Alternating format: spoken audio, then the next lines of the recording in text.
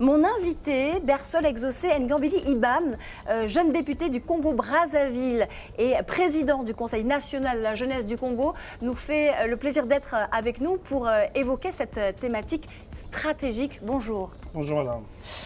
Alors vous êtes avec nous, participants de ce forum depuis le début, et vous étiez un des intervenants principaux de ce panel qui a inauguré, qui est rentré dans le vif du sujet, c'est-à-dire celle de la paix et de la sécurité. Sans paix, sans sécurité, rien n'est possible, et notamment le développement.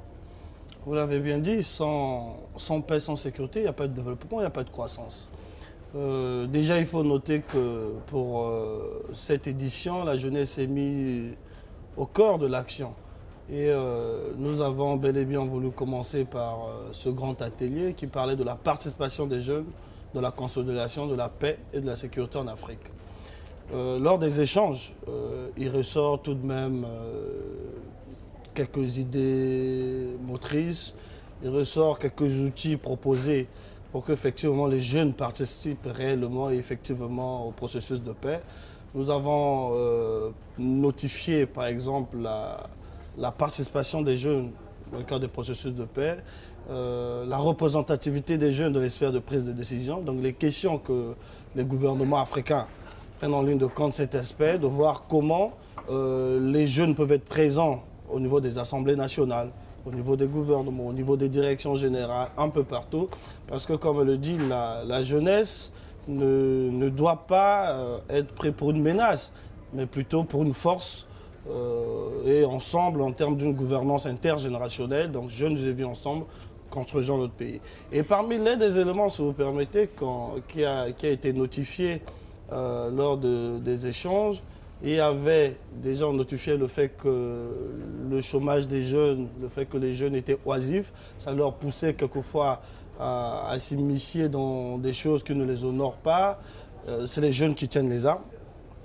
C'est les jeunes qui payent le lot au tribut. Et nous disons qu'il faudrait que cela s'arrête. Il faut aller vers l'entrepreneuriat juvénile, renforcer les jeunes à créer des entreprises, mais aussi à nos États le respect des principes démocratiques parce que, vous le savez peut-être comme nous, il y a certains États africains, à l'orée des élections, tout de suite la paix est menacée. Et ça parce que on ne s'en tient pas toujours au respect des principes démocratiques. Vous parliez de menaces, que certains pourraient voir dans la jeunesse une menace. C'est le sentiment que vous avez aujourd'hui, notamment peut-être dans votre pays? Non, dans mon pays aujourd'hui, je peux être fier. Je peux être fier de dire qu'au bout des combats menés par la jeunesse congolaise, le Congo est quand même l'un des premiers pays à reconnaître, plutôt à ratifier la Charte africaine de la jeunesse, qui a donné naissance au Conseil national de la jeunesse. Nous sommes allés plus loin. Aujourd'hui, nous avons un organe consultatif, c'est un organe constitutionnel qu'on appelle le Conseil consultatif de la jeunesse. Il y a des jeunes députés comme moi, ça veut dire que le président de la République l'a compris. Il y a des jeunes au gouvernement. C'est vrai que on n'est pas encore arrivé au bout du combat, mais le rouleau en train d'être mis en œuvre et je suis fier de mon pays sur les politiques mises en œuvre pour la promotion de la jeunesse. D'autres pays le font aussi, nous l'avons constaté par exemple au Maroc, quand on donne une telle place aux jeunes. Mais il y a quand même certains pays, on ne va pas se le cacher, il y a certains pays où les jeunes ont du mal à évoluer. Nous nous portons comme porte-parole de ces jeunes pour dire à ces chefs d'État, à ces gouvernements qui penseraient que la jeunesse serait une menace, tout simplement qu'elle n'est pas une menace, elle est plutôt une force. Mettez-la à vos côtés parce que nous ne disons pas qu'il faut remplacer les vieux, ce n'est pas ça la logique. Vous serez d'accord avec moi, on dit si jeunesse savait, si vieillesse pouvait. Donc la jeunesse amène plus ou moins le savoir et nos aînés, nos vieux, ils apportent là l'expérience. Ensemble, nous allons mieux construire l'Afrique au nom d'une gouvernance intergénérationnelle mieux assurée. Il y a eu la déclaration de Dakhla qui a été adoptée lors de ce panel auquel vous avez assisté.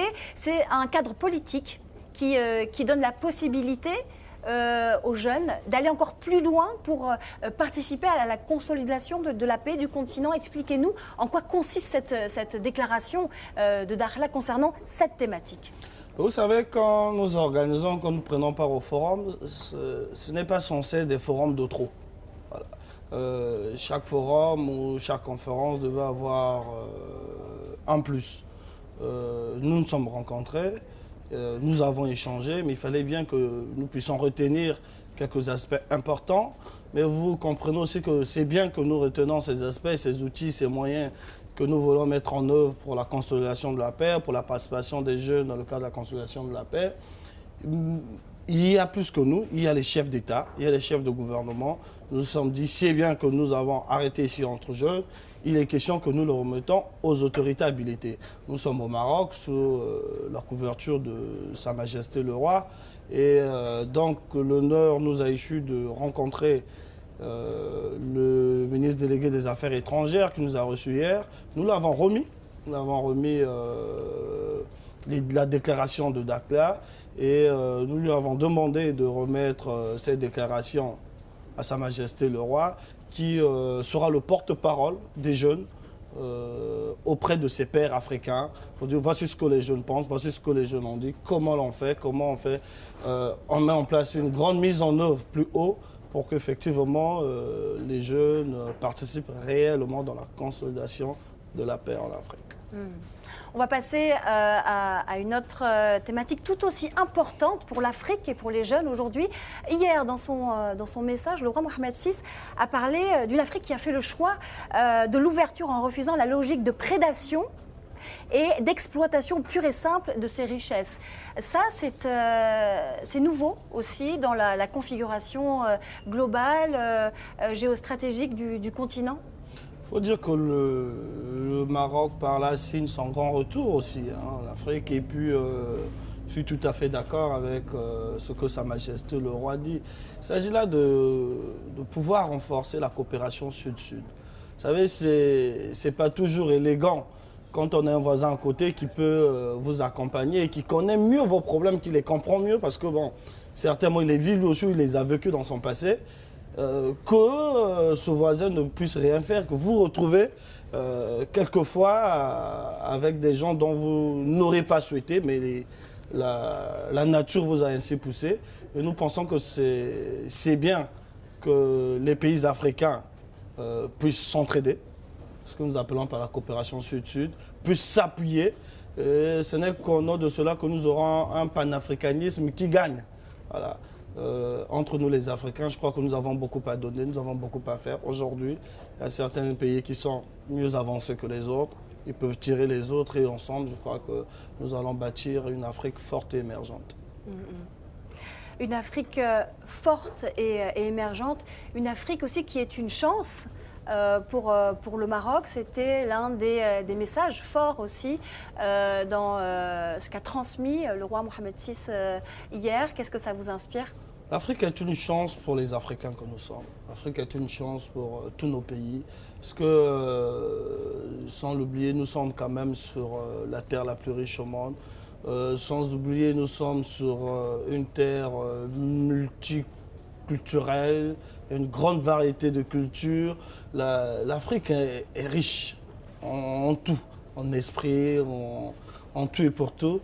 Et cette chance-là, comme le roi l'a dit, pour qu'elle soit réelle pour nous, il ne faudrait pas qu'elle soit tout simplement utopique. Pour qu'elle soit réelle pour nous, il s'agit pour nous de travailler pour que chaque Africain se retrouve.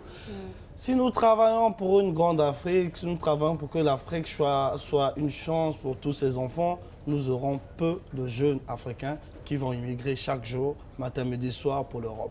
Parce qu'ils vont là-bas, pour la plupart, quand vous les interrogez, c'est parce qu'il a manqué de pain, parce qu'il a manqué ceci. Mais quand nous arriverons à une vraie répartition de richesses dans nos pays, nous arriverons à une vraie construction des villes intelligentes dans nos pays, nous arriverons à ce que ceux qui ont été envoyés à l'école tout de suite trouvent un boulot, trouvent un espace assez convivial pour créer son emploi. Croyez-moi, le sens de l'immigration pourrait changer. Je rappelle que vous êtes jeune député du Congo-Brazzaville, président du Conseil national de la jeunesse du Congo. Merci pour votre participation.